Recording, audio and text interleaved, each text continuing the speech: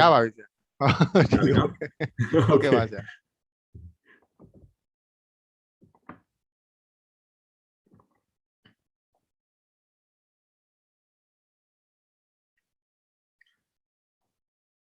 Okay,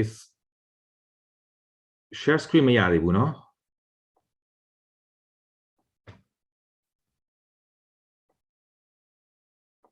ဟုတ်ဆရာခဏလေးပါနော်ဆရာ ဟုတ်ဟ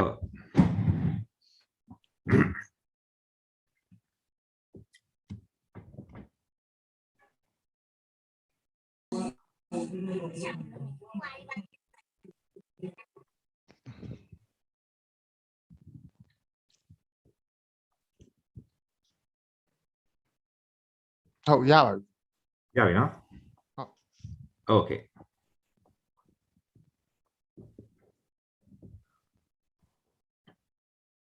Okay, ရပြီเนาะမြင်ရပြီ ရပါပြီဆရာဟုတ် Okay, ကောင်းပါတယ်ကြည့်စမ်းเนาะ Okay, so it's time to begin, although some people may still be coming in.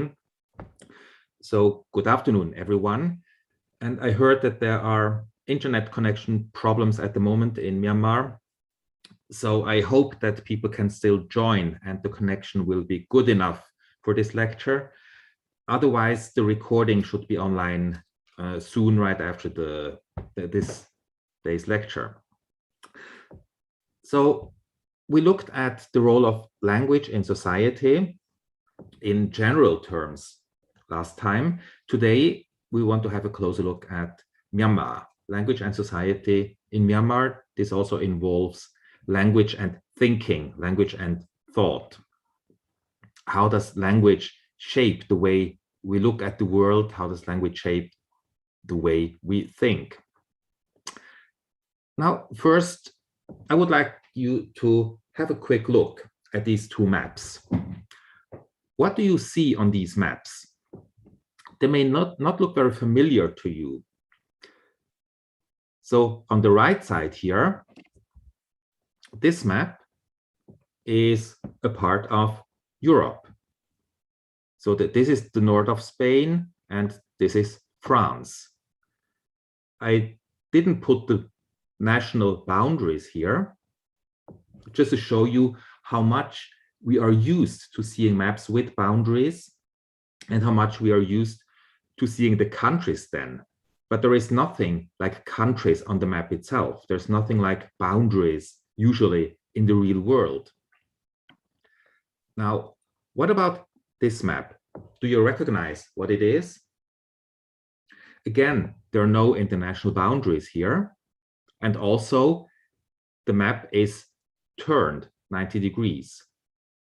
So what you have here is actually Myanmar.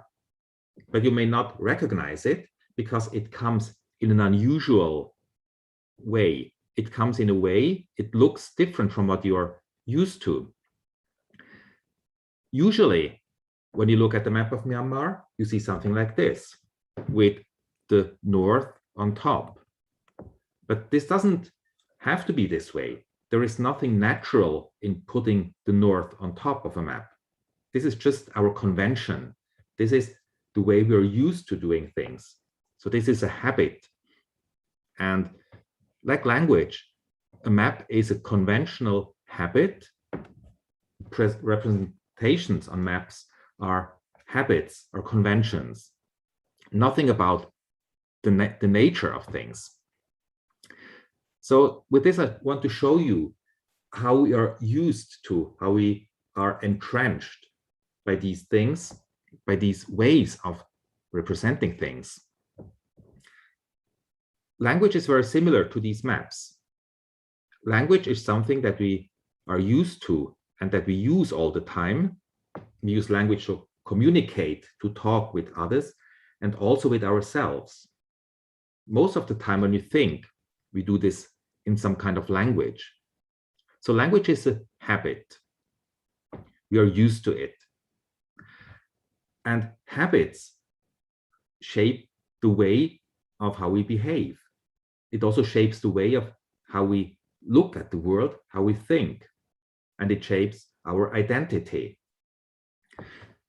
Things that we do a lot, it's like practicing some sports or doing some exercises, if we do it a lot or frequently, we don't have to think about it anymore. It becomes part of ourselves. So this just short, going back to what we talked about last week, last lesson. Now let's apply this to Myanmar. What is Myanmar? What is the identity of Myanmar? What is Myanmar language? In the last lecture, I gave you the example of Switzerland, of someone like myself coming from a small place in Switzerland, and how I would identify myself in different contexts. Now, if we transfer this to Myanmar, let's imagine someone who comes from a small village in Mon State near Mudong. The village is called Kopien. This is not a real village. It's something I just made up. So Kopien, this in Mon would be Kopariang, probably, the village of water buffaloes. So if you are from this small village near Mudong, who are you? What is your identity? If you go to the marketplace at Mudong, you would be different. Your identity will be different from your identity at home in the village. In the village, your identity will be pretty narrow. You belong to your family. You're part of your family, and people would not ask you, where are you from? But they would rather ask you, whose son or whose daughter are you? So in Mon, people ask a lot, Nikakon, Bedudale, if you're in the village. So your identity is defined by your family, by your parents. If you go to Mudong at the market, your identity will rather be the village. Then if you go to Molamyai, you would probably say you're from Mudong, because I think people won't know the village. If you go to Yangon, you might identify yourself as Mon, from Mon State. Then if you go abroad, if you go to work in Bangkok, you might just say, I'm from Myanmar, I'm Myanmar. So as I showed you in the last lecture, for Switzerland, the same thing applies to Myanmar and any other place in the world. So your identity changes with the situation, and also your language will change with each situation. So if you're from this small Mon village, probably you would still speak Mon when you go to Mudong, because people in Mudong will understand you and you're still Mon. If you go to Molamyai, it may be a bit more difficult. You may rather speak Burmese most of the time. If you go to Yangon, you will speak Burmese. If you go to Bangkok, depending on who you talk to, you will speak Burmese, Mon, or Thai, or English. So again, your identity is fluid. The way of how you think, who you are, where you're from is fluid, that changes. And also the language you use will change. So let's take this knowledge and look at Burmese. You all know this discussion that has been going on for many years. What about Myanmar or Burma or Bama? In English, Burma, Burman, Burmese, Bamar. Yeah, what is it? What should you call yourself? What is your identity? At some point, the Burmese regime decided that in English, the country has to be called Myanmar and not Burma. We will get back to this in a second. Now, of course, you all know that Myanmar and Burma or Bama are the same word. It's just different varieties of the language. So the literary Myanmar in colloquial Burmese has always been pronounced as Bama. This is pretty normal. It happens a lot, or it happens sometimes, that the initial Mya sound in written Burmese becomes Ba in spoken Burmese. Like the town in the very south of Burma, which is spelled Nyei, is usually pronounced as Bei.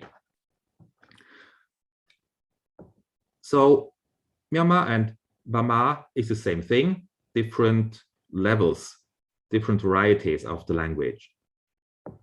What about Burma, B-U-R-M-A and B-I-R-M-A in English? Well, this is not about Burmese at all. This is just the way English is written, because U-R and I-R are both pronounced as in English. So they represent the same sound.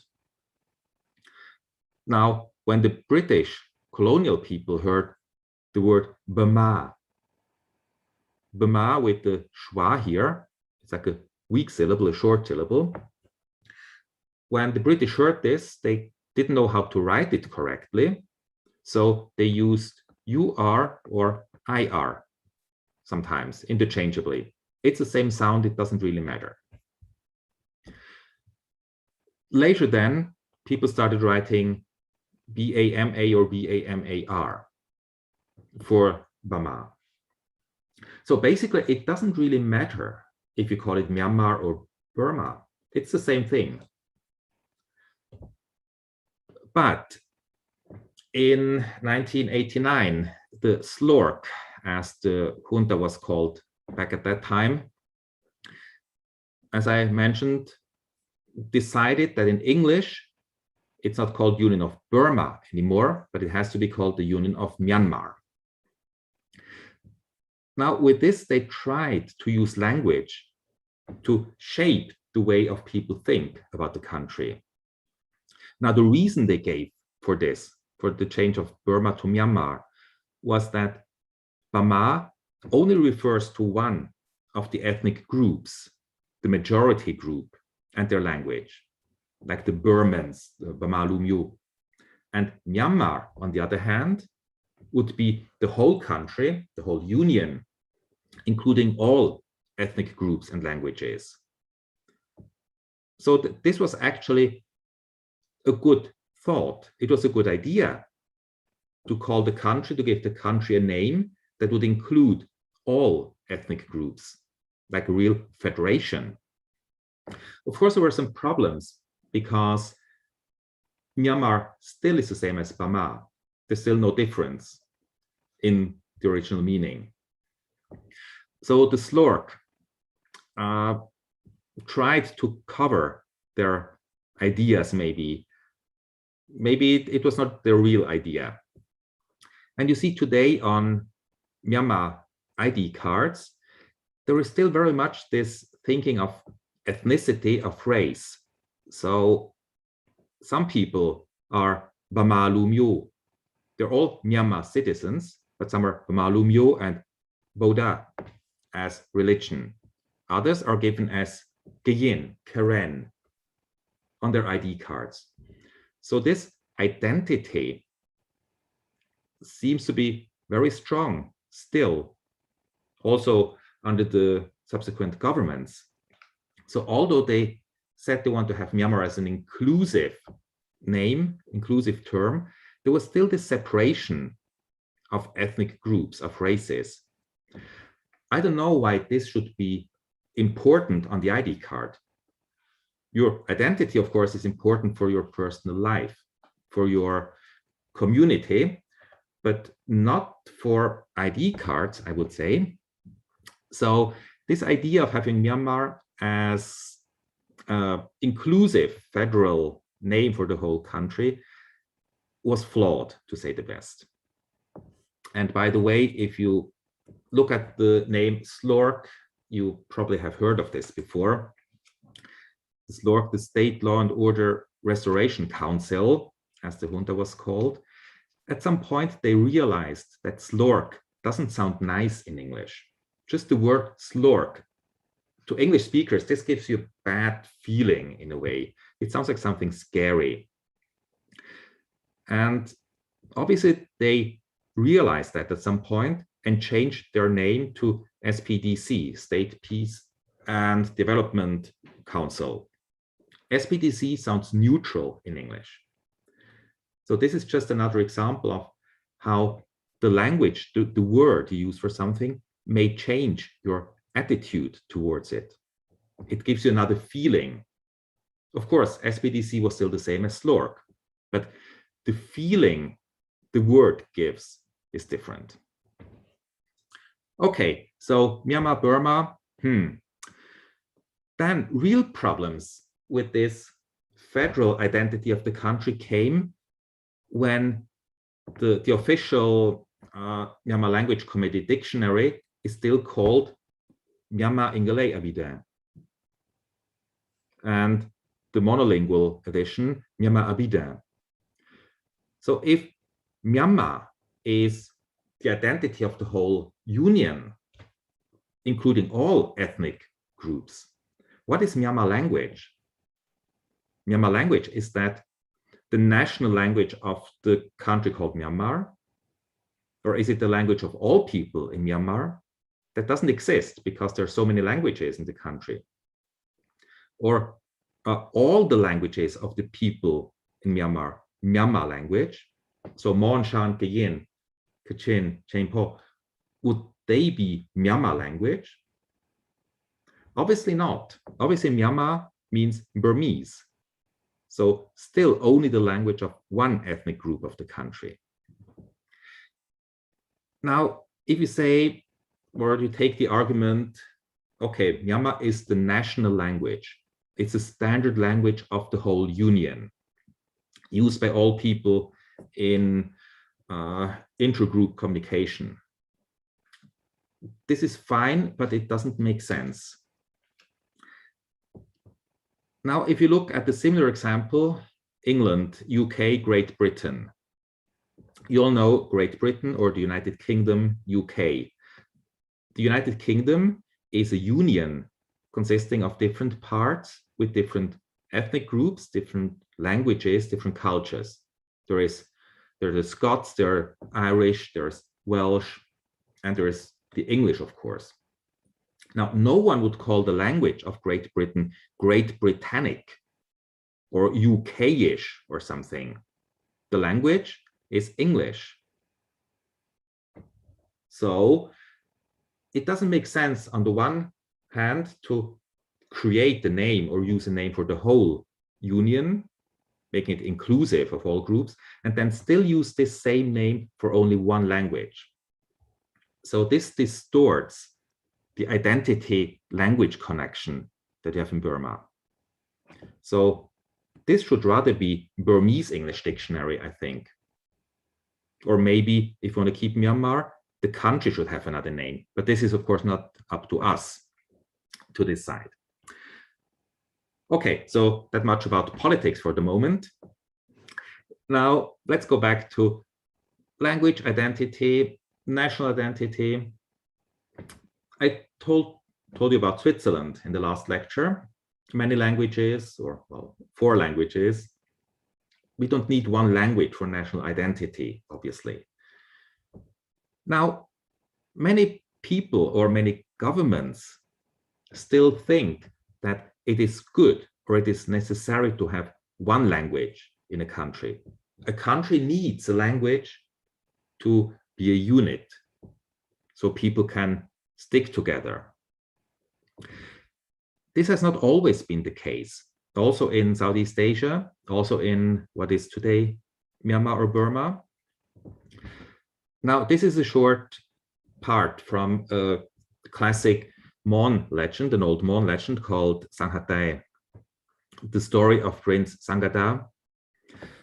And if you look at the last 2.5 lines here, this is a description of a prosperous country, a prosperous town in Mon land. We don't know when this was. There is no time indications in these old legends, but it must be sometime in the Middle Ages because of the languages that are listed.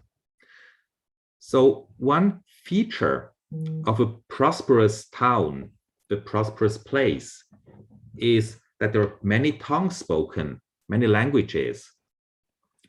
There are languages like Chinese, Siamese, which is Thai, Mon Burmese, Indian Chin, and Parsi. So having many languages is not a bad thing for a country. It was seen as a good thing. At some point, this changed, and people started thinking that you need one language. Now, of course, in Myanmar, there are many languages. You can forget about the official 135 ethnicities and languages, that list that was created by the military government many years ago. This doesn't have any factual relationship to what's going on in Myanmar, but still you have dozens and dozens of different languages. And each of these languages is used by their communities as a way of communicating and maintaining their culture. And if you look at the situation in Myanmar, you can see different groups, different kinds of groups. If you start at the lowest level here, so this line is sort of the hills. It should represent the slopes of the hills. So in the lowlands, in the valleys, you have huge populations, you have big groups like kingdoms in the old times or states now. Like you have the Burmese state, which is centered in Mandalay, Yangon, more recently in Naypyidaw. This is always in the lowlands, in the plains. So you have the Bama people there. And very typically, if you are Bama Burmese speaker, one language is enough. If you speak Burmese in Burma, if you are Burmese, you don't need another language. So you are monolingual. If you move up a bit, you go up to Galar, Daunji, you're on the Shan Plateau. The Shan Plateau is still flat land, but it's smaller. It's much smaller than the Ayeyarwady Plain. So there you have smaller kingdoms or fiefdoms, as they're called. You have small towns, villages. And traditionally, people living up there, like the Shan, would speak two languages. They would be bilingual. So traditionally, Shan would speak Shan for communication within Shan state. There are villages, there are small kingdoms, and they would speak Burmese for communication with the lowland people. So that this is the second step up the hills, and this is maybe around 500 to 1,000 meters of elevation. If you go even further up to the hills, like if you go to Galar and then you travel up to the hills to higher places, you may meet villages of Balaung people, or Ta'ang, as they call themselves. Now, Ta'ang live on the rather steep slopes of the hills. So they don't live on a plateau, but they live on the slopes or on the tops of the hills, in small villages, in hamlets, or maybe even scattered in the forest, in the fields. And typically, traditionally, Balaungs would speak their own language, their own Balaung variety, which can be Shwe or Rumai, Rujing, or something else. And they would also speak Shan for communication with people at the marketplace. And they will speak at least some Burmese for administration, education purposes. So they are multilingual. They speak more than one language. Now, for the Burmese living in the lowlands, they are self-sustainable. They can grow rice and vegetables. They can catch fish and other animals. They don't need other people to survive.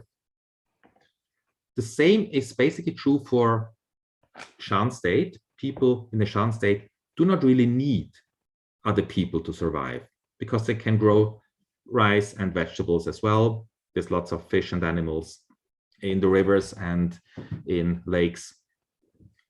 But they need Burmese just for administration, to communicate with the Burmese in the lowlands. Now the Balaung, on the other hand, they do not grow rice. They don't grow much vegetables. In the hills, it's difficult to grow things in the hills. They mostly grow tea and some fruit. That means the Balaung do need to communicate with the Shan. So they need another language. And in Shan state, the lingua franca up to some decades ago was Shan rather than Burmese. And you can see this in the structure of Balaung, in the vocabulary of Balaung, that they had much contact with Shan in the earlier days. We will come back to this in a later lecture on language contact. What is important now here is that each of these groups live in their own ecological niche. They have their own area, their own region. They do their own things to make a living. So this creates diversity in the ecology, in the way of how people get their living. And this ecological diversity comes with cultural and social diversity. And this is shown in the linguistic diversity. So the societies of Balaung, Shan, and Bama are different in many ways. Their cultures are different. Even if all of them can communicate in Burmese, there will be differences in the way they think and the way they look at the world and the way they express themselves. Now, to give you an example, politeness in society can be expressed in a language. Not all languages express the same kinds of politeness or express politeness in the same way. Now, if you look at the first paradigm, the first block here, this is the personal pronouns in Balaung. And this is the Rumai variety of Balaung, which is spoken in northern Shan state near the Chinese border. Rumai has a very nice set of pronouns. You have first person, second person, third person, like in English, but then you have singular, dual, and plural. Dual means two person. So O means I. It's just like the English I. You would always use O when referring to yourself. I means you and me, we together. And E is me and other people. Now, there is also a distinction, inclusive and exclusive in Rumai. So that means Yai is you and me, two people, and I is me and someone else without you. So this is a very neat system of pronouns. It's a bit more complex than the English system, but it's still one word for one personal reference. The same is true in Old Thai. Like in Thai inscriptions in Old Thai literature, you find exactly the same system, but of course different forms, different shapes of the pronouns, because the languages are not related. So this is similar to modern European languages, and we call this grammatical pronoun systems. There is no politeness expressed in these systems. So gu and o for I is not impolite, and my or mung for second person you is not impolite, it's just neutral. There is no politeness encoded. Now you compare this to modern Thai and modern Burmese. Remember here, gu, first person singular. In Old Thai, it's just me, I. It's nothing about polite, impolite. Now in modern Thai, the same gu is impolite. You would only use this with very close friends or when you're really angry. If you speak to other people, strangers, politely, you have to use pom if you're a man, or di chan if you're a woman. So you see, this is only first person pronouns. This is only for I. And this is only a very small section, a small selection of what is available in Thai. Similarly for Burmese, nga is the old Tibeto-Burman or even Sino-Tibetan pronoun for I, first person singular. It's not impolite in Sino-Tibetan. It's just the way to refer to yourself. But now in Burmese, it became rather impolite. So I guess most of you when you speak to me in Burmese, you wouldn't use nga to refer to yourselves. You would rather use jana or maybe da or dami or something else. So in Burmese and Thai, there is politeness encoded in the pronouns. Each time you use a pronoun, you have to think about the level of politeness you have to apply. And very often, actually, pronouns, personal pronouns, are replaced in Thai and Burmese by social or kinship terms. So maybe if you speak to me, you wouldn't call me me or kamya or shin or something, but you would rather call me saya. You cannot do this in English. You cannot say things like, where is teacher going? Instead of where are you going? So in English, you cannot make this distinction in politeness. So to wrap up this, the use or the non-use, the avoidance of pronouns in Burmese and Thai always depends on the social status of the speaker and the addressee. It depends on who I am, who you are. It depends on our identity, our role in society, and we always have to express this. On the other hand, languages like Palaung and English and Old Thai do not reflect this social structure in their pronouns. So generally, we can say that in the lowland cultures, the big kingdoms, centralized states in Southeast Asia, like the Burman culture, which comes from the old court culture, there you express the hierarchy, the social hierarchy in the language. And basically, with every sentence that you utter, you have to express this hierarchy, this politeness. Now, what happens to you if you have to do this all the time? If you always have to express the social status of someone, of yourself and the person you talk to, or the person you talk about. I told you language is a habit, and habits that we practice very often, they just become entrenched so much that it becomes our nature. So it's very difficult for people who grow up always thinking about social status when speaking to change this. When I was teaching Mon children in the Thai-Burmese border area, in Mon, they would use ua for I, always, in all situations. When they spoke Thai, they had a hard time speaking polite Thai or expressing this politeness all the time. So for Thais in the area, they spoke impolitely.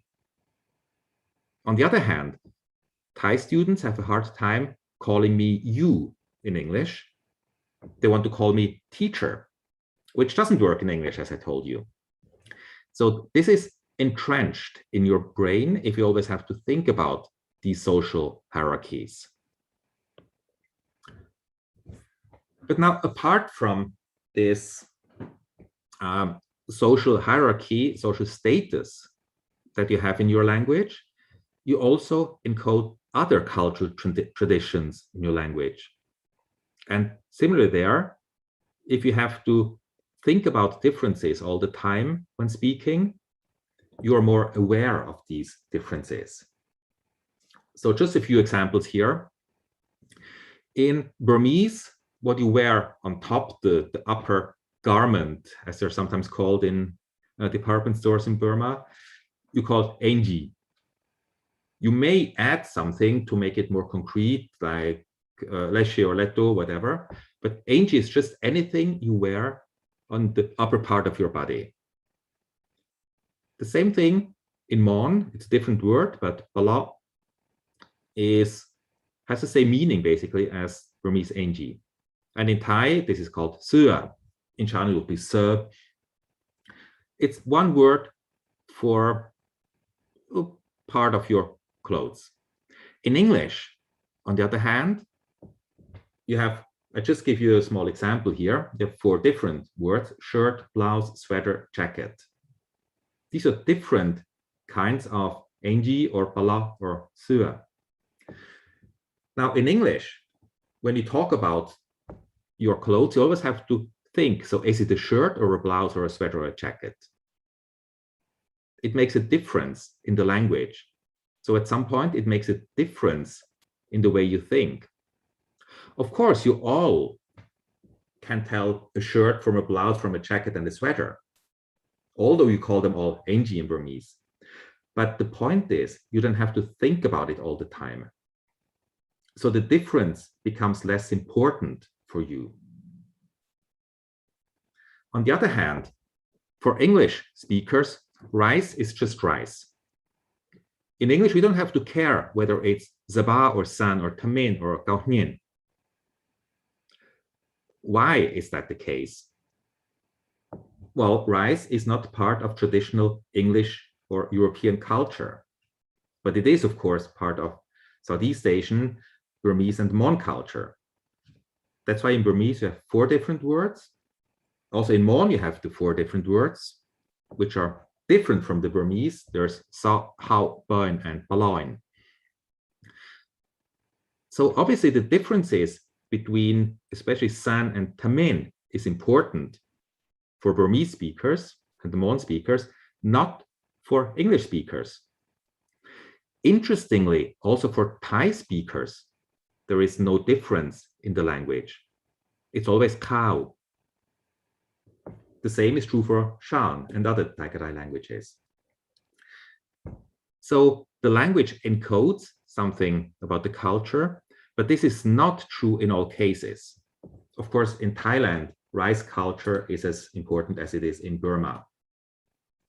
But still, the language tells us something about the way of people organize the world. And this, of course, is the culture. And the more you think about these things, the more often you have to make the distinction between these things.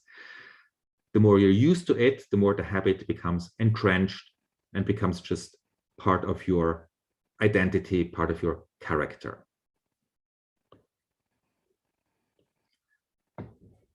Now, similarly, in Burmese, you have paya, and paya can be different things. Paya can be the Buddha who attained Neben 2,500 years ago. So it can be a human being who attained the highest goal. It can be a Buddha image. It can be Buddha statue in temple, or it can be the thing that you have around your neck. Or it can be a pagoda. You can call a pagoda zedi, but people still call it paya. Mon has the same word for the same objects. It's always jai. So jai is Buddha, Buddha image, Buddha statue, or pagoda.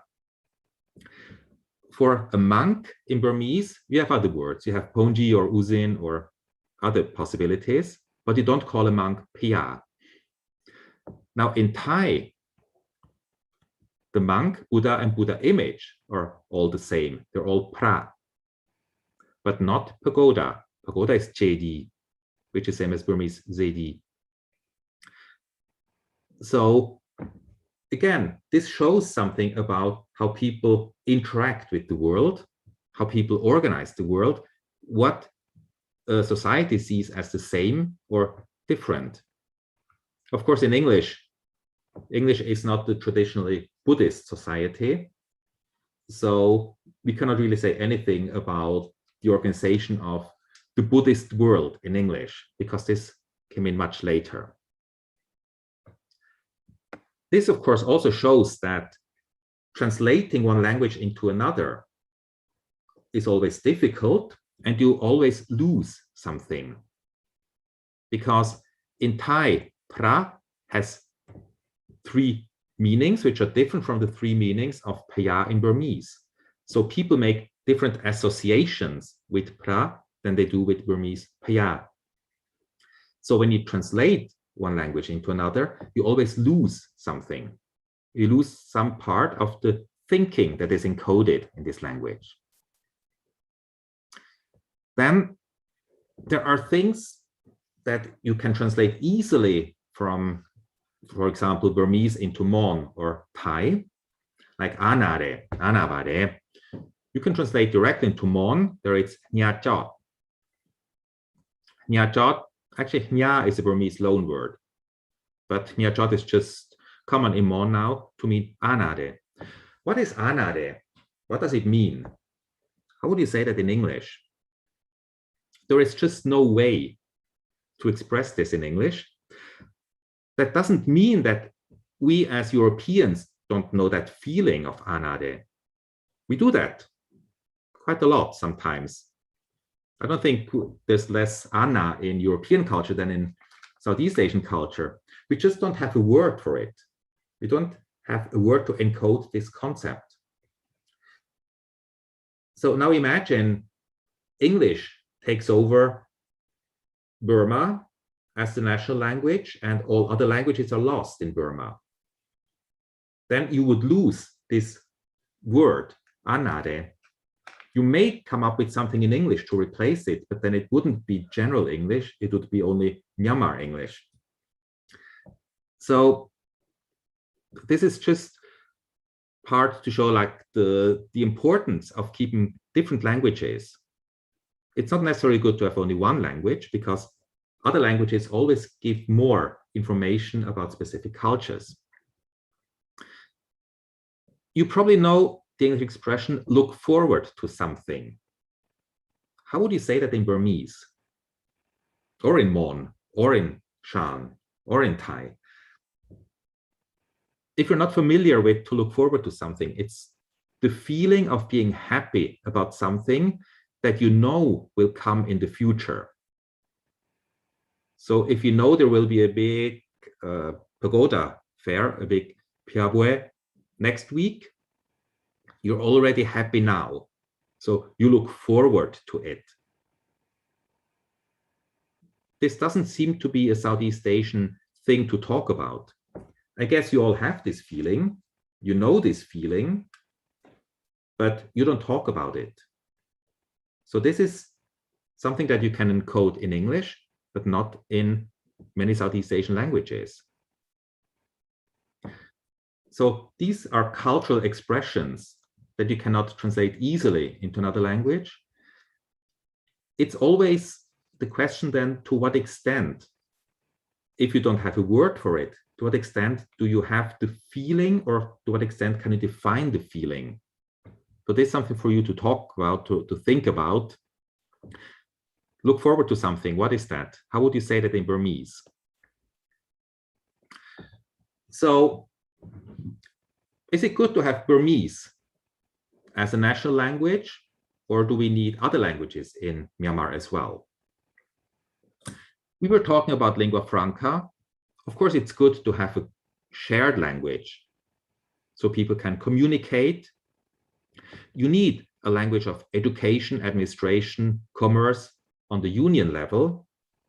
Maybe, as you saw in the case of Switzerland, Switzerland can still survive as a country with no common language in education, administration, commerce. But this is always up to the province in Switzerland what language is used in education and administration. But of course, Burmese is an old literary language.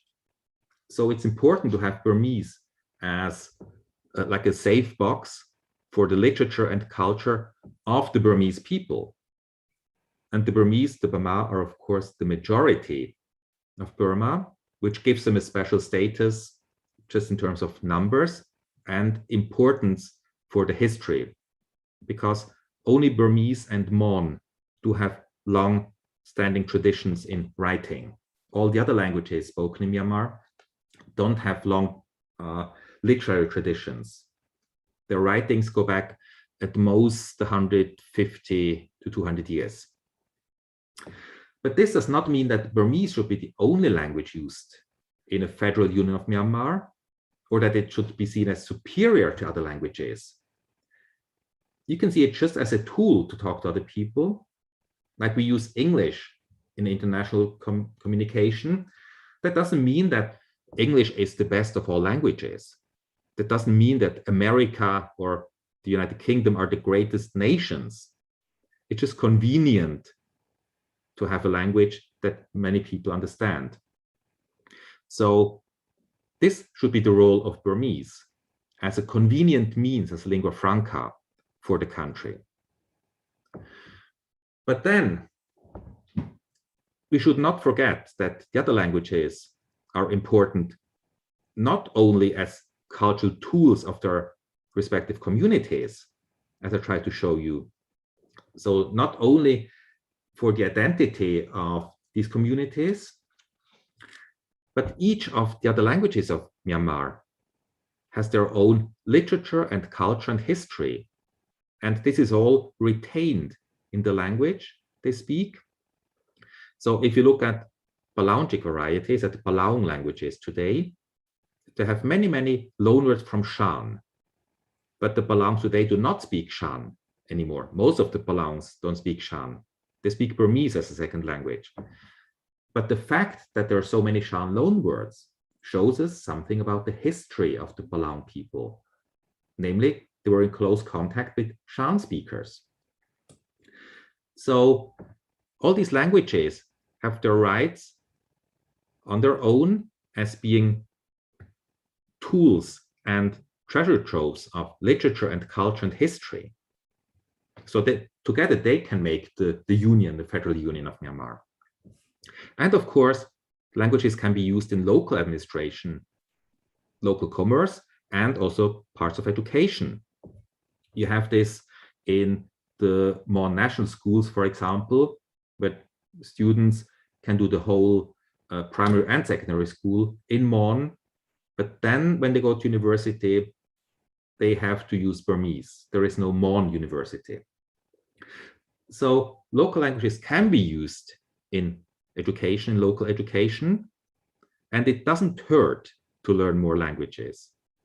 And it doesn't hurt to learn more local languages, not only English, Chinese, Korean, Japanese, or whatever people may want to learn. And another very important point to keep in mind,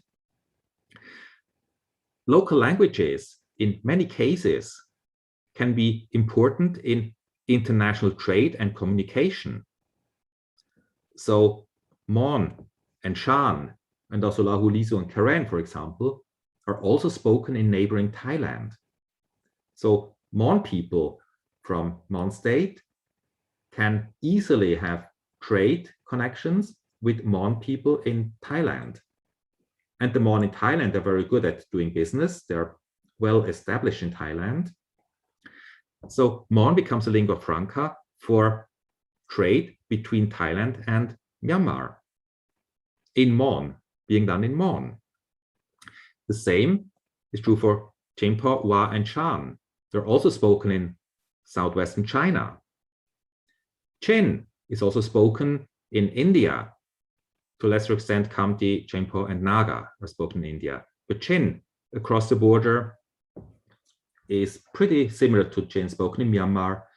So there can be border trade, there can be communication across the international borders. And not to forget, Rohingya is pretty close to southern Bangla, to Chittagonian Bangla. So this is also spoken in Bangladesh.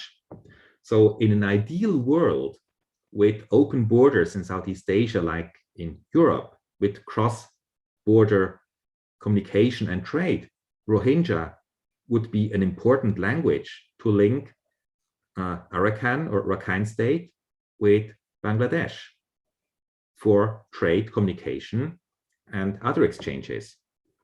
Arakanese is also spoken in Bangladesh by the Marma people to some lesser extent. So there are also connections there. And Goraka, of course, is Nepali, which is the national language of Nepal.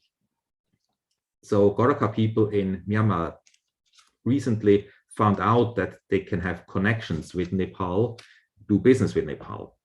So local languages are important. And another point to keep in mind about national language, the status of a national language is not something fixed.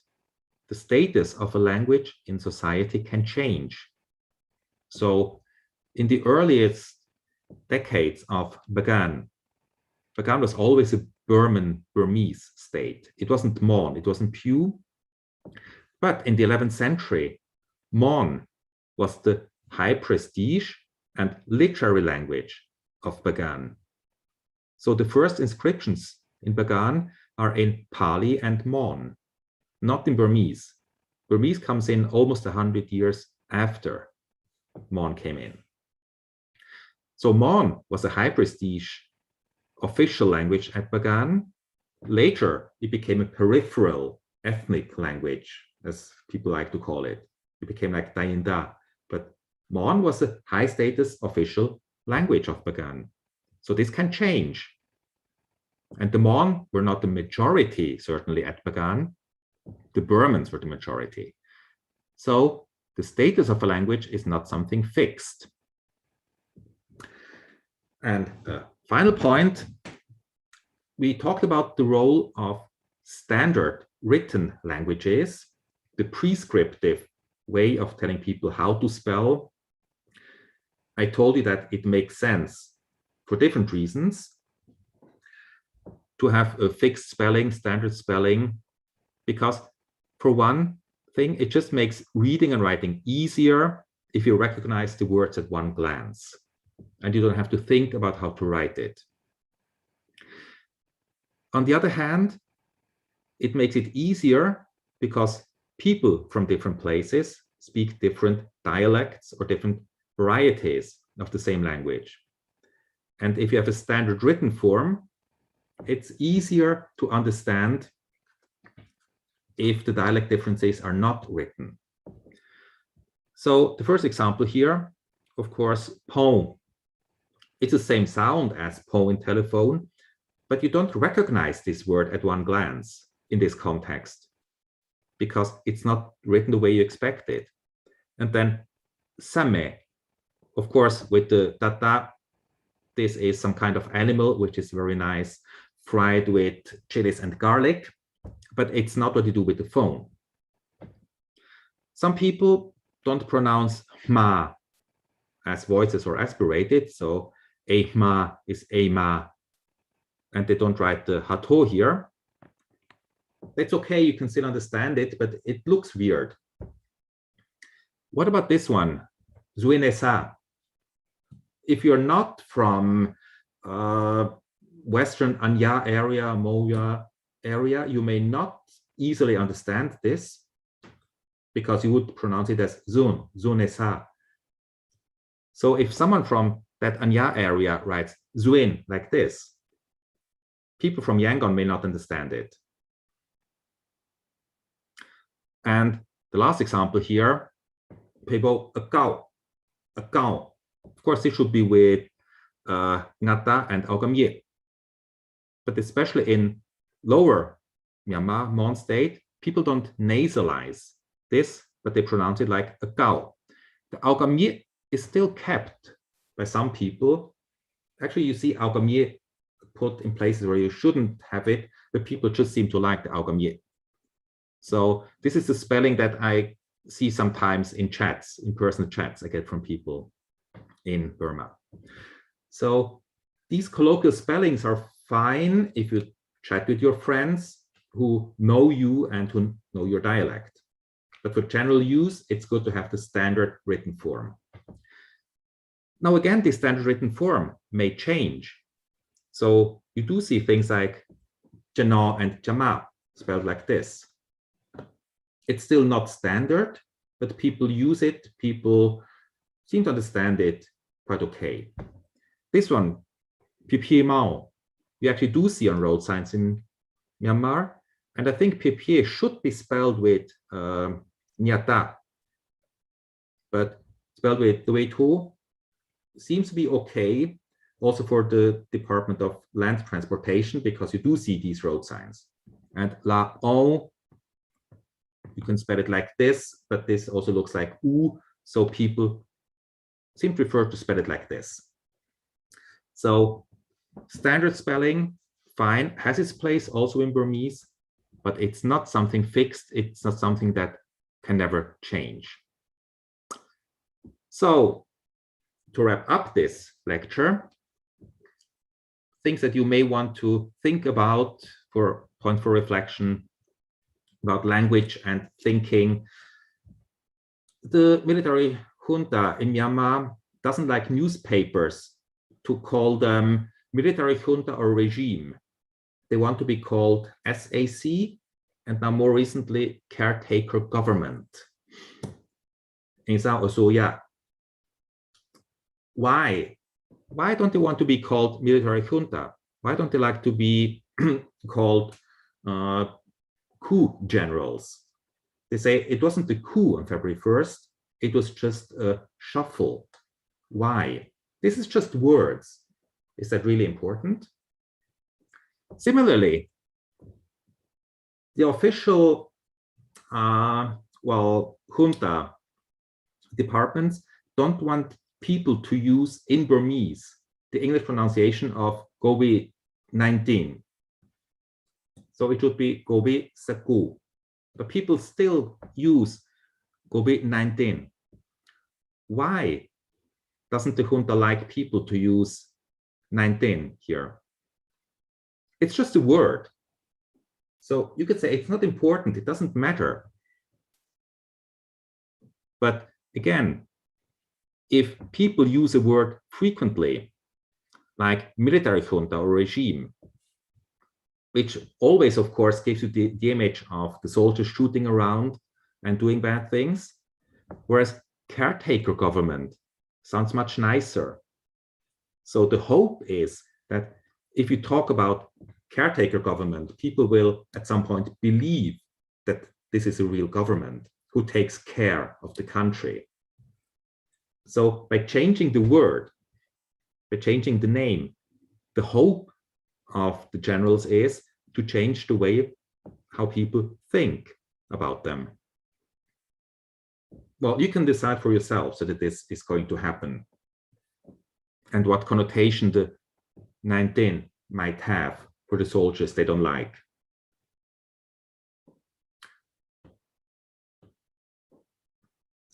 And the second point that you can reflect about, we'll come back to this in lesson 11, lecture 11 then.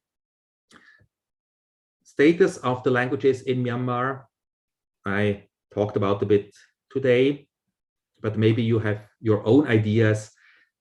What is the status? Do all the languages in Myanmar have the status they deserve? Or what could be changed?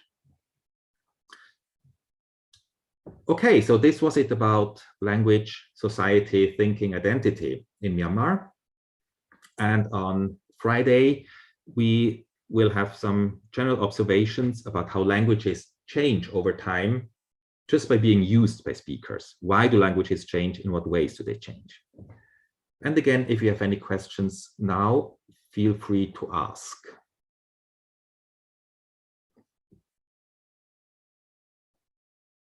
Hello, sir. Yes. Yeah. Hello. Yes. Can you speak up a bit? Cannot hear you well. Hi. Hello. Can you hear my voice? Yes, better without video, maybe. So, my question is, I would like to know more about Rohingya language. I would like to explain about it. Rohingya language. Yeah. Hello? Hello? Yeah, you mean Rohingya language? Yes, sir. I want to know more about the Rohingya language. Mm-hmm. Just general or anything specific? Just general, because I'm not familiar with the language. Okay. We will come back to this again in lecture 11. So Rohingya is basically the language spoken by people who lived in Arakan for many centuries, who are related to the Bangla people across the border in Bangladesh. The language itself is Indo-European language. It belongs to the new Indo-Aryan or Indian languages. So it's related to Sanskrit and Pali, and more closely to Assamese and Bangla or Bengali. I will give you examples of Rohingya language in lecture 11 when we talk about the non-national languages of Myanmar. And the language, of course, has more than 1 million speakers, so it's not a very small language. It has a written form. There are some resources online on Rohingya. There's some small talk language courses online that you can check. If you just Google Rohingya language, if it's accessible from Myanmar, you can get some ideas there, what it sounds like, what it looks like. And I will come back to this in lesson 11. Thank you. Okay, I will ask you a question.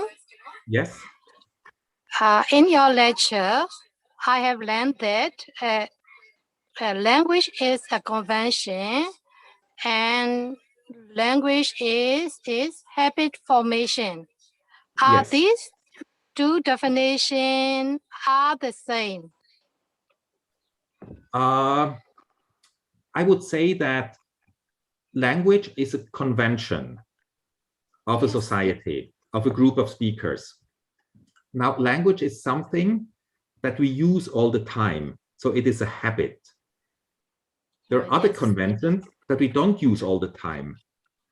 Like singing is also a convention, or playing an instrument, but we don't sing all the time. But language we use all the time. So this is a very strong habit. Oh, yes. And because of this strong habit, language can change the way that we think, that we look at the world. Is that Thank you. Work here now? Yes. Welcome.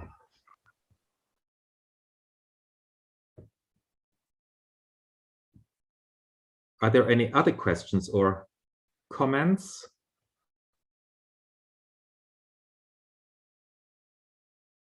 Well, if not, you can always, as usual, send me emails if you have more questions. And what I would also like to tell you now, I will tell it again in later lectures. The final lecture, lecture 12 on August 20, will be wrap-up conclusions. So if there's any points that you would like me to take up again, please let me know. Please just write me an email. If there's anything you would like to get more information about, or you would like to get more detail, or you would like to have clarified again. And then I will put together these things for the final lecture on August 20. So you can send me these suggestions by email at any time. Okay. If there's no more questions, have a good time. I hope the internet will be good again in the future, and stay safe, all of you. Okay, ပါဆရာကျေးဇူးတင်ပါတယ်ဆရာ Okay, ကျေးဇူးပါနော် ဟုတ်ဒီနေ့အများကြီးကျေးဇူးတင်ပါတယ် ဟုတ် See you soon. Bye bye. See you soon ဆရာ Hello. Hello. Yes. Email လေးနောက်မှပို့ပြလို့ရလား attendance ဆောင်လေးနားနဲ့ line လုံးဝမရလို့ ဟုတ်ရပါတယ်ဟိုကျွန်တော်တို့မြန်မာစာပို့ email ကိုပို့ပေးလိုက်ပါကျွန်တော်တို့ပြန်ပြီးတော့ပို့ပေးပါဟုတ်ကဲ့ပါရှင်ကျေးဇူးပါနော်ဟုတ်ကဲ့ပါဟုတ်ကဲ့ပါဟုတ်ကဲ့ပါဆရာရပါပြီဆရာ